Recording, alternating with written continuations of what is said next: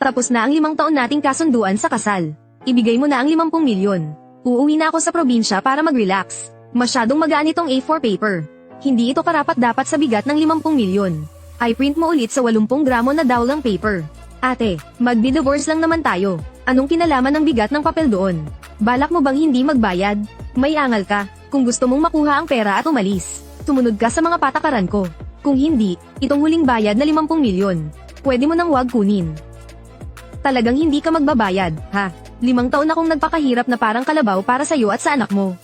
Itong 50 milyon ay pinagpag-yearan ko. Pinagpag-yearan. Sino kaya yung mas mabilis pa sa lahat na nag-FAMMart noong nakita ang 50 milyon? Kalokohan. Simula nang malasing ako at mag-blackout 6 na taon na ang nakalipas. At pinagsamantalahan ng kung sinong babaeng manyak. Hindi na ako naniniwala sa pag-ibig. Kung hindi lang talaga ako gipit sa pera. Sino namang papayag na magpanggap na asawa mo sa loob ng 5 taon? Babaeng manyak, mahina lang talaga ang self-control mo. Gusto mo ng huling bayad? Bumili ka ng papel. Kung hindi, wala tayong pag-uusapan. Sige, bibili na ako. Ma'am So, sandali lang po. Ipinapangako ko, bibilhin ko para sa inyo ang pinakamabigat na papel sa buong syudad. Magtimpi ka. Tian Go, kailangan mong magtimpi. Pagkatapos ng trabahong to, makakauwi na ako sa probinsya. At mapaparentahan ko na ang lahat ng palaisdaan doon. Para sa 50 milyon, magtitiis ako. Papa, makikipag-divorce ka ba kay mama? Iiwan mo na ba ang iyong munting prinsesa na kadugo mo? Sumiyaw-miyaw, huwag kang ang magdrama dyan. Anong kadugo ang pinagsasabi mo? 5 taon na ang nakalipas, inampon ka lang ng nanay mo mula sa ampunan. At ako, binayaran lang ako ng nanay mo mula sa labor market para kunin. Sa ating dalawa, puro negosyo lang ang relasyon natin. Wala tayong kahit kititing na dugong magkaugnay. Huwag mo akong daanin sa emosyon o guilt trip. Sinasayang mo ang pagkakataon kong kumita ng 50 milyon. Ako na ang bibili ng papel. Miyaw-miyaw, bantayan mo yang tatay mo. Hinding-hindi mo siya pwedeng hayaang makatakas. Kapag nagawa mo yan, lahat ng limited edition cards mo, si mama na ang bahala. Pangako po, tatapusin ko ang misyon. Boss, gusto ko yung pinakamabigat at pinakamagarang 80 gram na dowlang paper sa buong syudad. Para i-print ang 50 milyong divorce agreement. President Su, ang pinakamahal at pinakamabigat na 80 gram na dowlang paper sa buong syudad. Sol M na, tulad ng pagkatao ko. Pirmahan mo na para makapagbayad na ako. Maganda ang papel, pero hindi ko pwedeng pirmahan ngayon. Ano na naman, nagbago na ba ang isip mo? Huwag mong sabihing hindi mo kayang iwan ako. Kung hindi mo kaya, edi magdagdag ka ng bayad. Naka-retrograde kasi ang Mercury ngayon. At ang Mars ay sumasalungat sa Jupiter. Hindi magandang araw para pumirma ng kontrata. Lalo na ang isang divorce agreement na nagkakahalaga ng 50 milyon. Mercury retrograde, isa kang bilyonaryang CEO, tapos maniniwala ka sa horoscope. E ano ngayon? Pera ko to, kaya ako ang masusunod. Labas. Anong Mercury retrograde ang pinagsasabi niya? Sa tingin ko, gusto niya lang makuha ng libre ang 5 taon ng buhay ko. Magtimpi ka, kumpara sa 50 milyon, baliwala ang Mercury retrograde.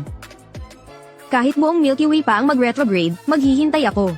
Bukas, sa isang maswerteng araw, babalik ako. President Su, tapos na ang retrograde. 10 kopya ng kasunduan. Lahat iyan ay imported na 80 grams na dowlang paper.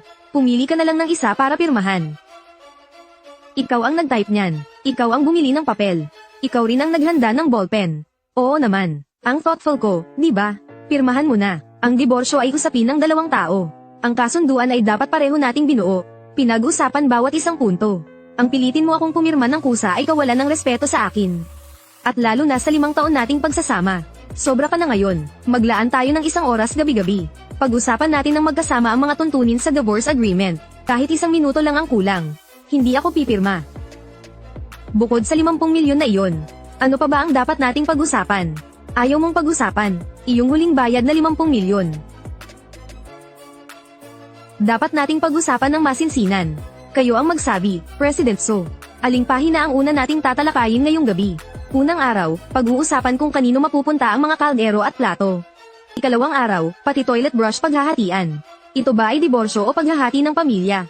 Unang tuntunin, paghahati ng ari-arian. Ang 3 malalaking apartment sa sentro ng lungsod. 5 sports car. Lahat iyan ay naipon habang tayo ay kasal. Pumili ka ng kalahati, itigil mo. Aalis ako nang walang-wala, hindi ako kukuha sa'yo ni isang kasing. Ang gusto ko lang ay ang 50 milyon ko. Hindi pwede, ito ay iyong legal na karapatan. Kung hindi mo iyan kukunin, hindi matutuloy ang kasunduan. Ikatlong tuntunin, ang kustodiya ni Miyaw Miyaw ay mapupunta sa akin. Ngunit para sa kalusugang pangkaisipan ng bata, Kailangan mong bumisita ng hindi bababa sa 3 araw bawat linggo. At kailangan mo akong samahan buong araw kapag holidays. Sa 7 araw sa isang linggo, 3 araw akong masasayang dito. Paano pa ako makakabalik sa baryo para asikasuhin yung palaisdaan ko? Bakit hindi mo na lang ako idikit ng mighty bond sa pamilya Su? Pangatlo, tungkol sa kung sino ang mag-aalaga sa pusa sa bahay pagkatapos ng diborsyo. Ha, pusa. Anong pusa? 5 taon na. Wala man lang kahit isang hibla ng balahibo ng pusa sa bahay na to. Su Wanqing, para makatakas ka sa utang mo, nag-iimbento ka na ng hayop ngayon, no? Ang tungkol sa pusa, pwede nating pag-usapan mamaya, dahil atat na atat ka nang kumalas sa akin. Bilang personal chef ko sa loob ng 5 taon, pirmahan mo muna itong non-compete agreement. Pagkatapos ng diborsyo, habang buhay kang bawal gumawa ng scrambled eggs na may kamatis. Kasama rin yan sa mga core secret mo. Bawal mag-post ng kahit anong litrato ng pagkain sa social media mo. Ang sino mang lumabag ay ibaba ng account, sa loob ng 500 kilometro. Bawal kang magluto para sa kahit sinong babae maliban sa akin. Kahit para sa inahing baboy sa bungad ng baryo nyo, bawal. Ang multa ay 1 bilyon. Su Wanqing, tagnanakaw ka ba ng bangko? Masyado bang malaki? Kung gayon, pwede mo namang hindi pirmahan. Pero yung 50 milyong huling bayad, kung masyadong malapit yung probinsya ninyo, pinapayo ko sa'yo, manatili ka na lang dito ng tahimik, at maging personal chef ko habang buhay. HMPH. 500 kilometro, kamo. Hahaha. Su Group, President Su. Sablay ang kalkulasyon mo sa 1 bilyon mo. Ang baryo na uuwian ko ay sakto, 501 kilometro ang layo mula rito. Kahit araw-araw pa akong maghain ng Manchuhan Imperial Feast para sa inahing baboy sa bungad ng baryo. Wala ka nang pakialam doon. Pipirmahan ko to ngayon din. Ayan, pirmado na. Akin na ang pera. Talaga ba? Aba, napakalaking pagkakataon nga naman. Anong pagkakataon? Anong pinagsasabi mo, Su Wanqing? Huwag mo akong daanin sa mga pananakot mong yan. Malinaw na nakasulat at pirmado ko na. Ang 501 kilometro ay 501 kilometro. Kahit na ang Diyos pa ang ibaba mo rito ngayon, kailangan mo pa ring ibigay sa akin ang 50 milyon. Ha, sinabi kong nagkataon lang kanina. Dahil hindi lang sa heograpiya ka mahina, mukhang pati ang sistema ng chismisan sa baryo ninyo ay sablay. Nitong mga nakaraang araw, siguro, na-block mo na ang group chat ng production team sa Wolang Village ninyo, no? Magiging multimilyonaryo na ako. Sino pa ba ang titingin sa walang kwentang GC ng baryo? Bakit? Kailangan nyo ba akong umuwi para magpaanak? Bilang tugon sa pagpapaunlad ng mga probinsya. Noong nakaraang buwan, tuluyang nakuha ng So Corporation ang isang mahalagang proyektong pang-ecotourism ng probinsya, at ang napiling lokasyon ay sakto sa Wolang Village ninyo. Para makipagtulungan sa plano, ang buong baryo ninyo, kasama na ang pinakaasam-asam mong palaisdaan, ay binili na lahat. 1 linggo na ang nakalipas mula nang makumpleto ang paglipat ng buong baryo. Paglipat ng buong baryo, paano na ang dakila kong pangarap para sa palaisdaan? Maliit na bagay lang ang palaisdaan. Ang importante, para gumanda ang feng shui, ang bagong lokasyon ng baryo ay inilipat patungo sa sentro ng syudad. Ng eksaktong 1.5 kilometro. Congratulations sa iyo, Mr. Tian, dahil sa paglipat na ito ng buong baryo. Sakto ka na ngayon, sa loob ng 500 kilometrong non-compete zone. Sa oras na maglakas loob kang tumapak kahit 1 beses lang sa bagong baryo. Agad-agad na magiging epektibo ang 1 bilyong multa. Su Wanqing, put asterisk nina mo, para lang maloko ako. Pinalipat mo pa ang buong baryo namin. Tao ka pa ba? Pwede bang wag na akong bumalik sa nayon? Pupupunitin ko itong walang kwentang kasunduan.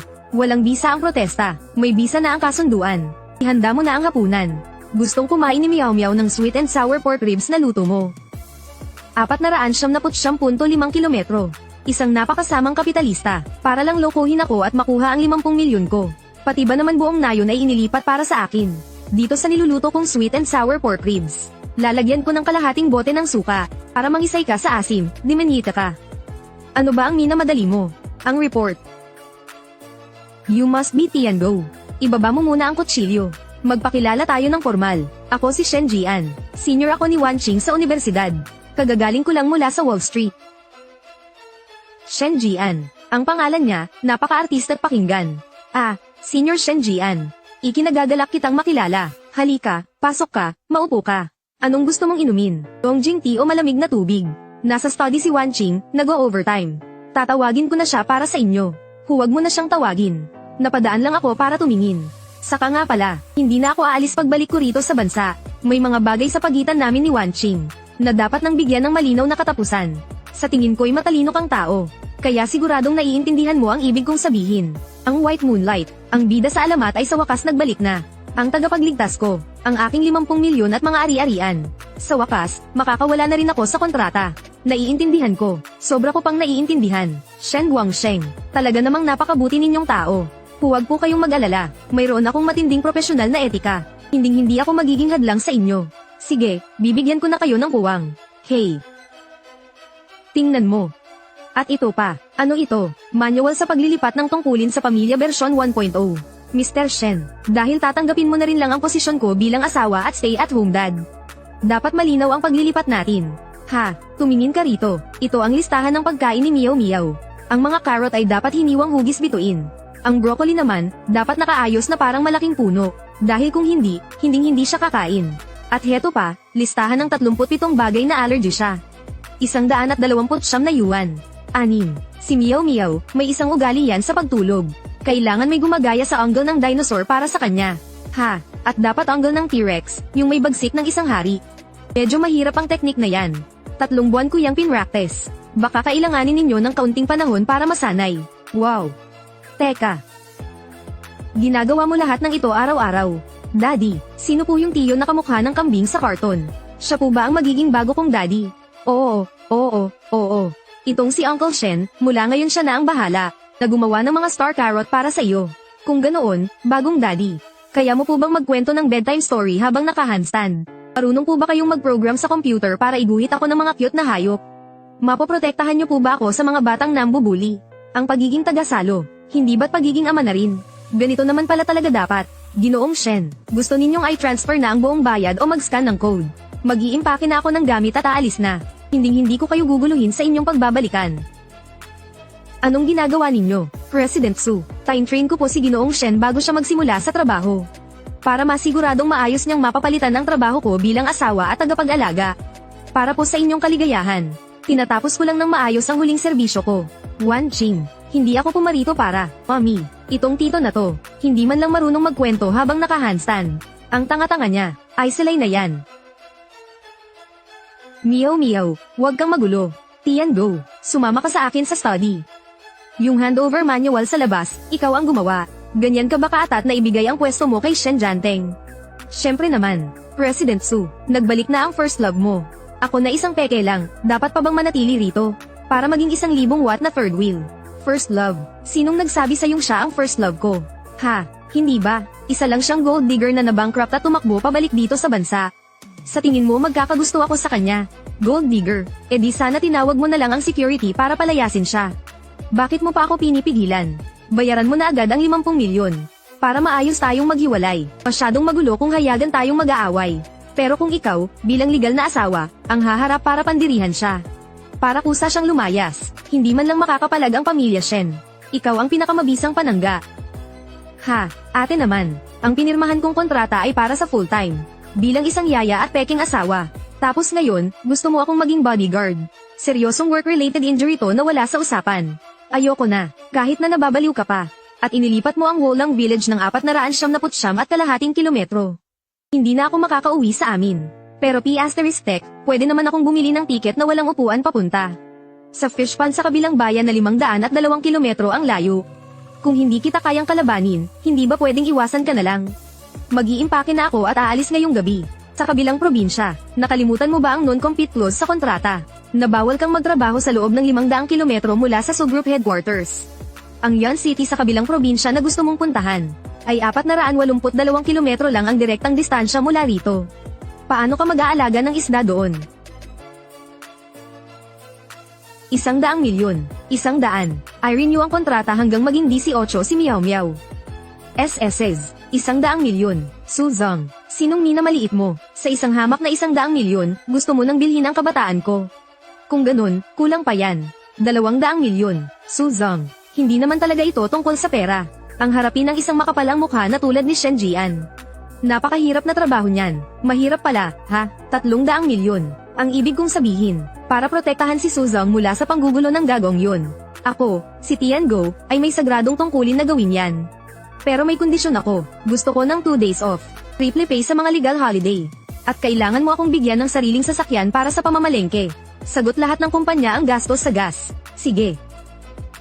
At heto pa, isang supplementary card ko.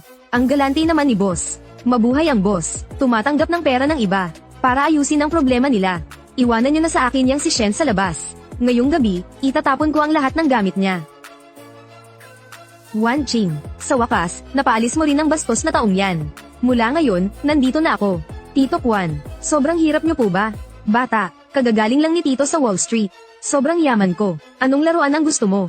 Ibili ka ni Tito bukas, okay ba? Hindi po ako naniniwala. Kanina sa may pinto, narinig ko si Mama na sinabi kay Papa na isa ka raw bangkaroteng manggagamit na umuwi lang dito sa bansa.